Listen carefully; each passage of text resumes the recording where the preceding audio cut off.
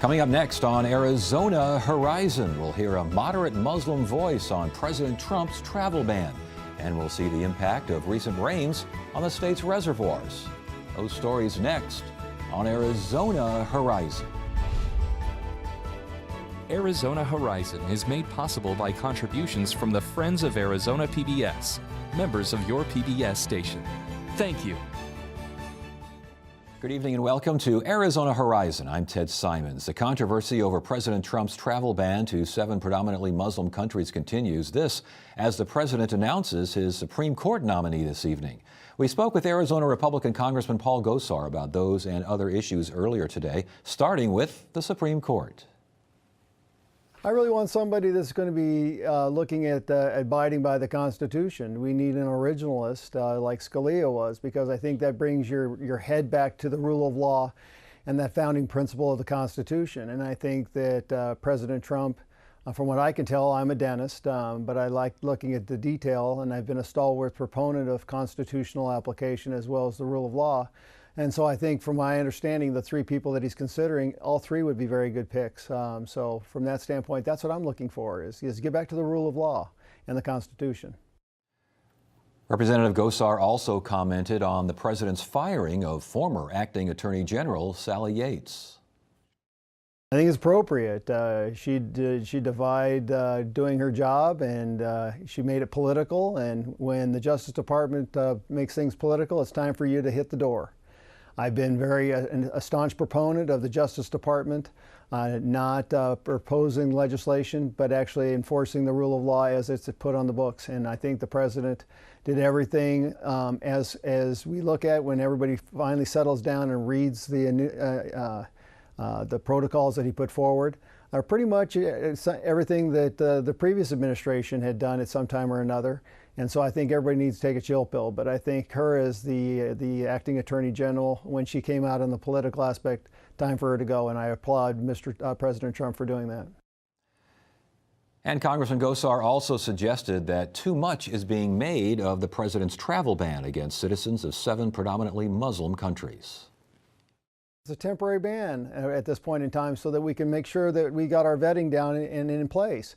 I mean, you got Homeland Security, you had previous administration officials, secretaries of Homeland Security and NSA, that basically said that they weren't comfortable with the vetting process. So at this point in time, it sounds to me, particularly when we've seen a rise, particularly since 2015, of predicated and actually those that have followed through with attacks in Europe, that we're just a matter of time before it happens to us. So a nice time out to make sure that we're getting the vetting process right in defense of this country and the citizens in which the federal government's responsible. And Congressman Gosar neither confirmed nor denied that he was looking to run against U.S. Senator and fellow Republican Jeff Flake. Gosar did say that right now he was not, quote, looking for another title.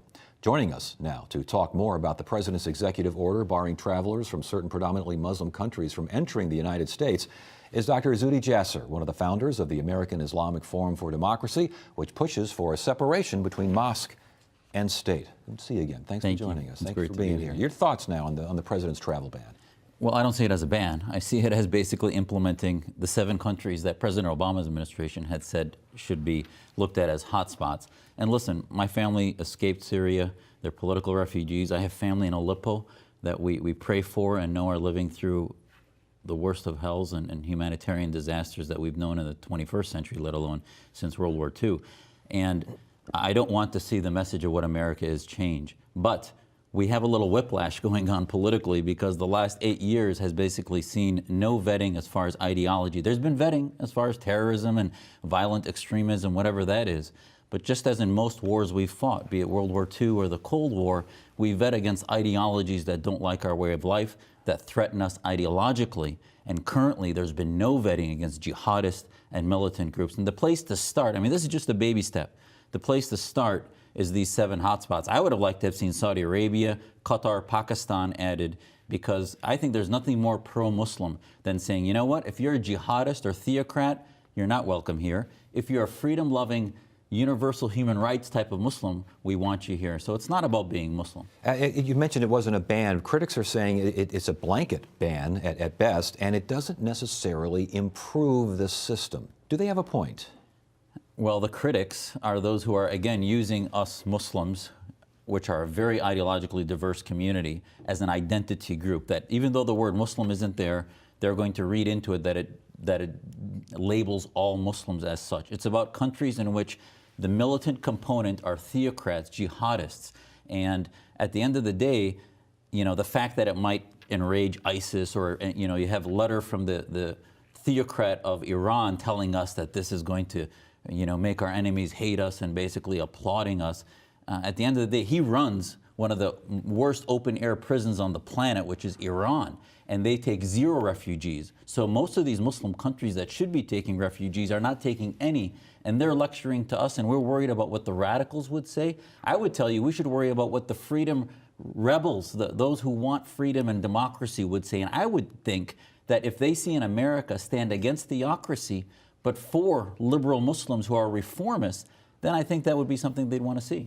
And yet again, one of the criticisms here says it fails to differentiate between mainstream Muslim folks and the jihadis. It's basically closing the door for Syrian refugees, period, and for these other 6 countries for 120 days. There's no differentiation.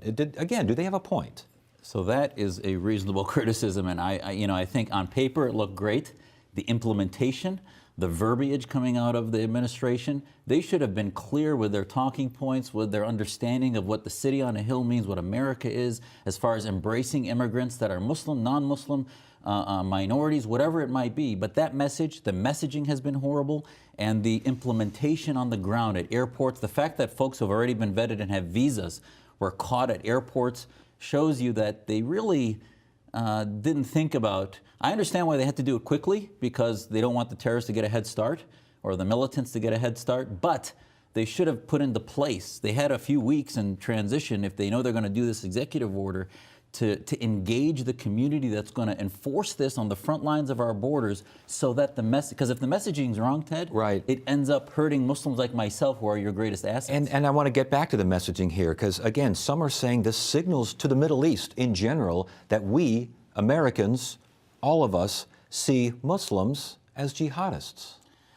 Well, is that signal, though, there?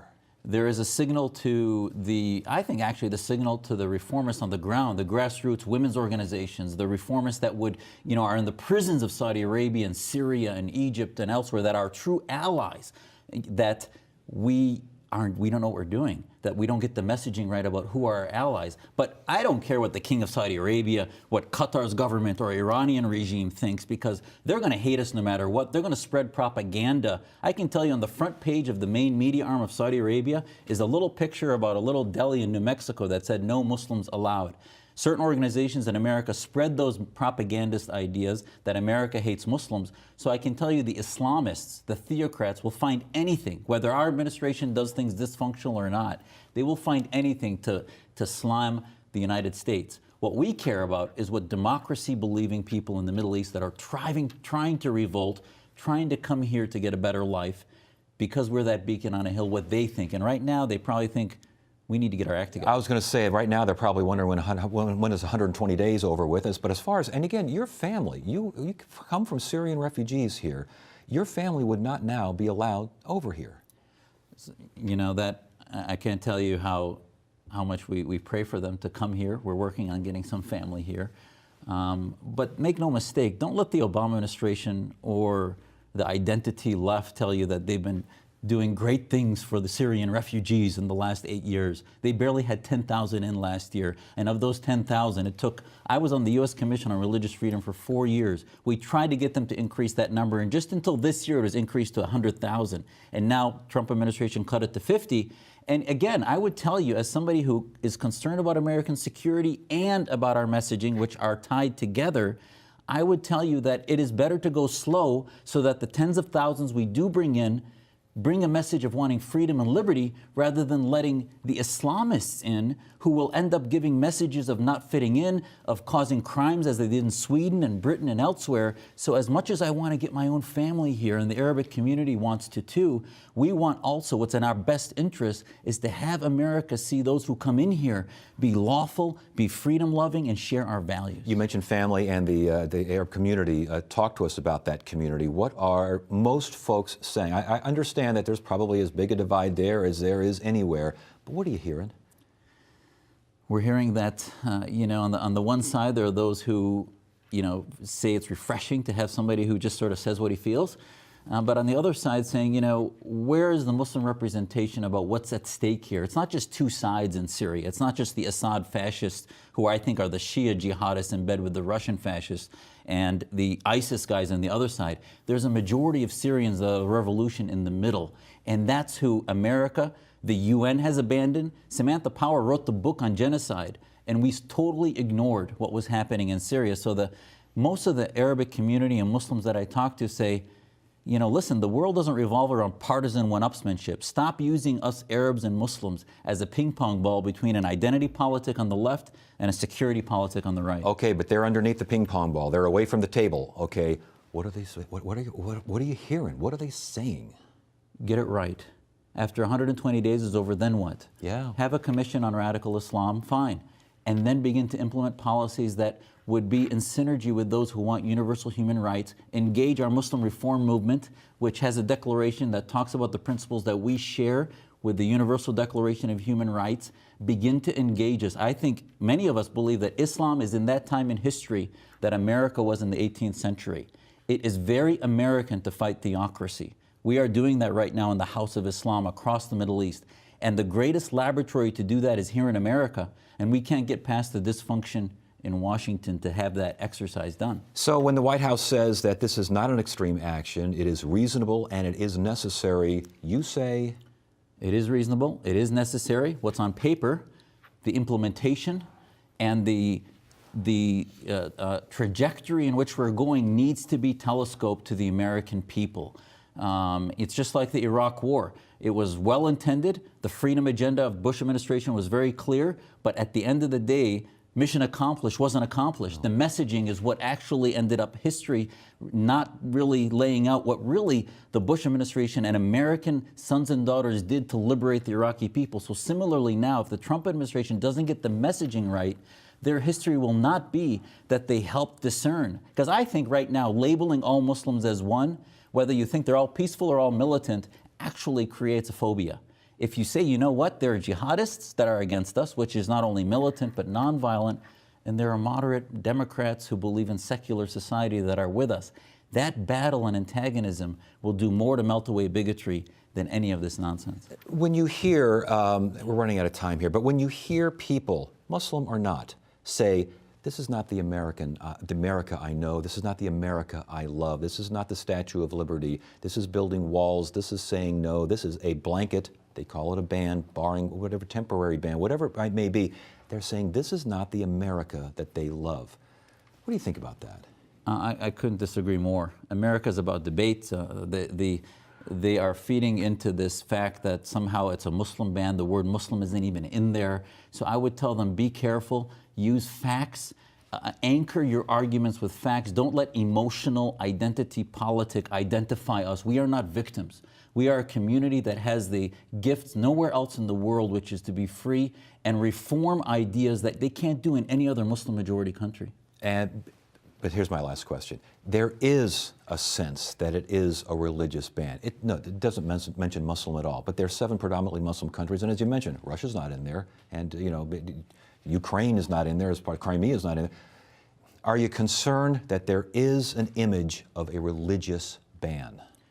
No, because it's not a religious ban, it's a theopolitical one of jihadists. So if my family in South Aleppo has people rushing from North Aleppo that are Shia jihadists of the Assads or the Sunni jihadists, they're not going to let them into the neighborhoods, they're going to figure out what they are. So why should we, as the beacons of liberty and a history of a constitution, then sort of have this national fratricide where we let anybody in without vetting against jihadists? Religious freedom is also, by the way, they blame Trump by saying he was carving out Christian minorities. That's not true. The word Christian isn't even in there. We protect religious freedom and identify the values of protecting persecuted minorities, including minorities like my family who are persecuted by a Sunni majority because of their dissident views. So America has done this before in our founding fathers against theocracy. We can do it again. So you say it's a proud moment for America? The conversation, the way it's screaming at airports and using us Muslims as a foil, that's not a proud moment.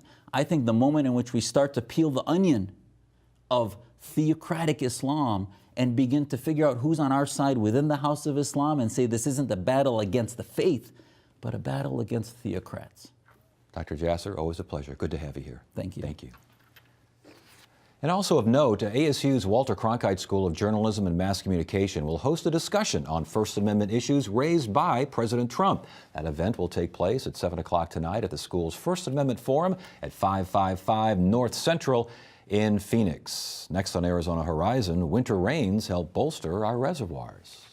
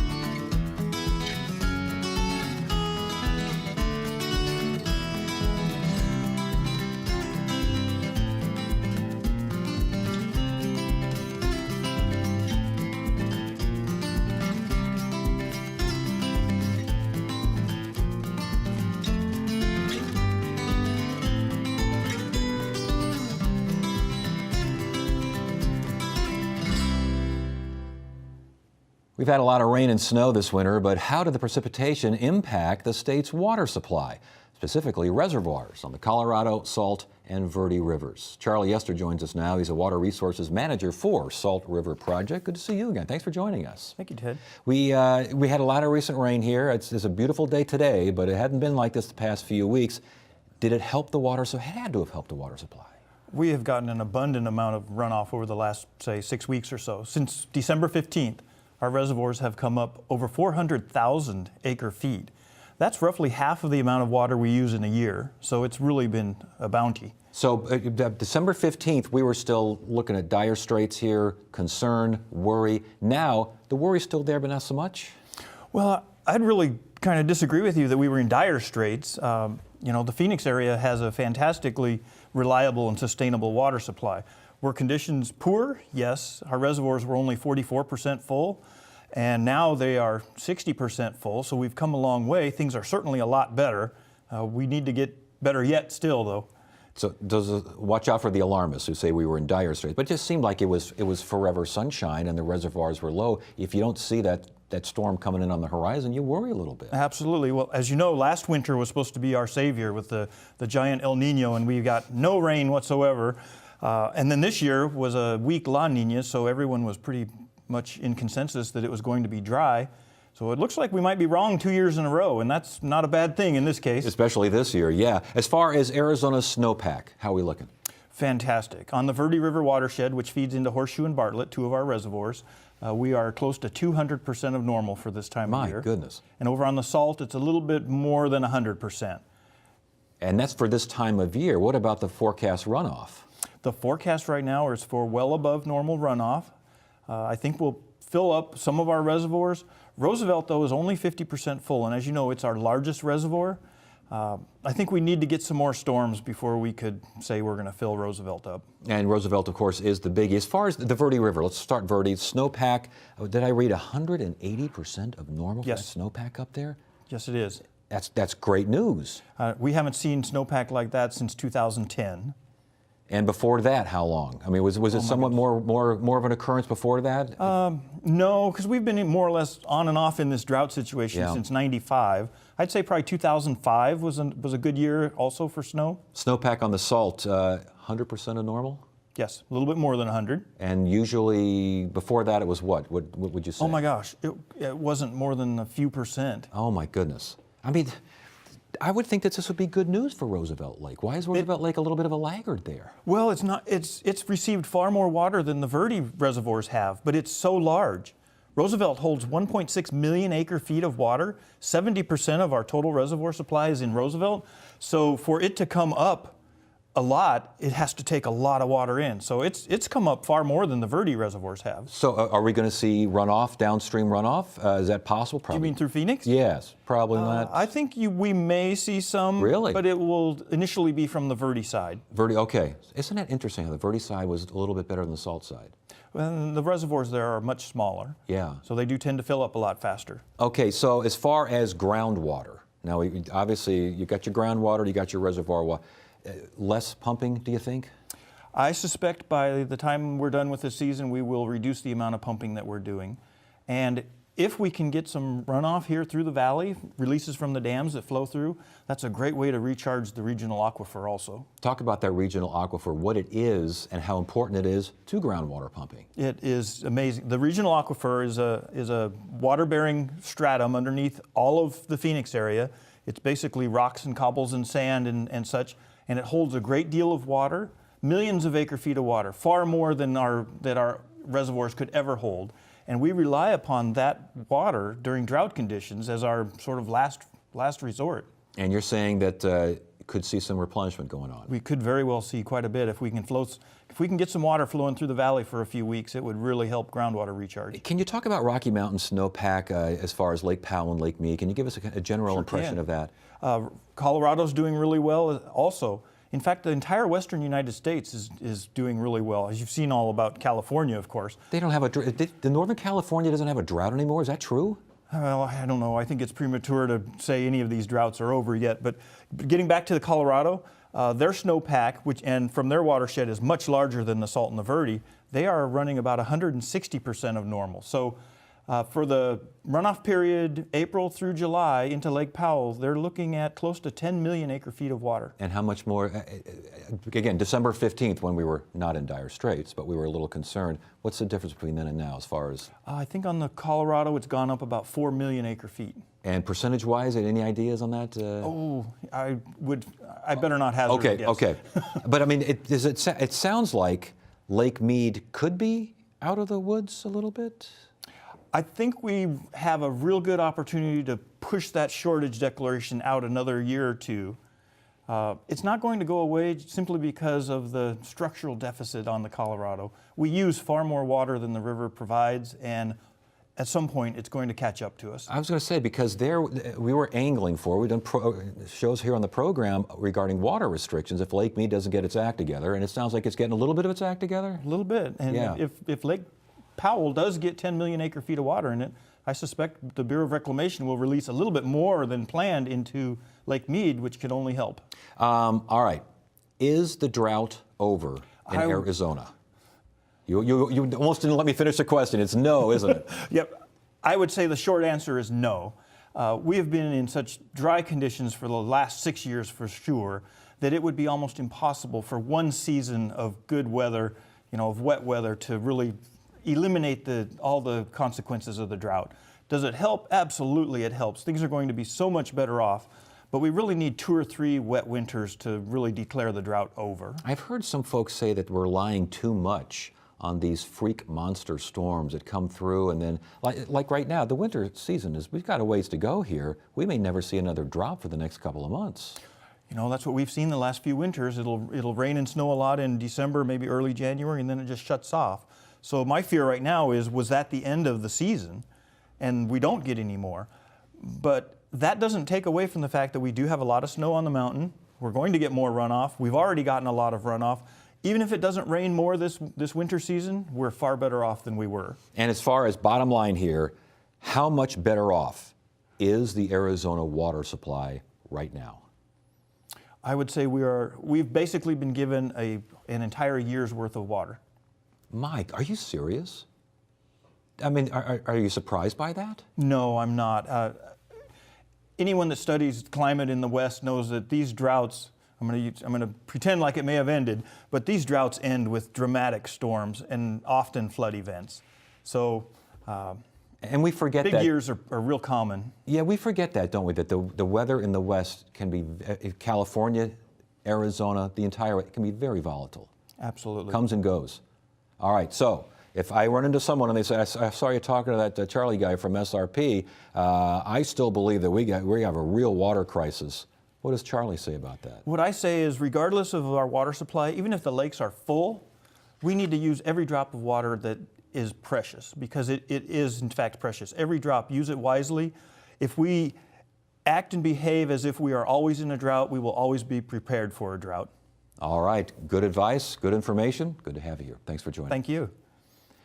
And Wednesday on Arizona Horizon, we'll have analysis of President Trump's pick for the U.S. Supreme Court, and we'll hear how e-commerce on Indian reservations comes with some unique legal entanglements.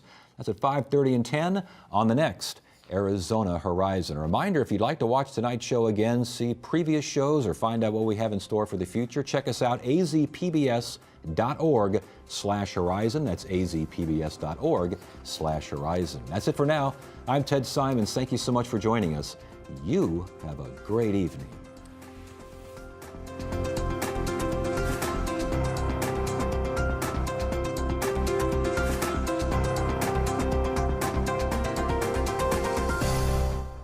Arizona Horizon is made possible by contributions from the Friends of Arizona PBS, members of your PBS station. Thank you.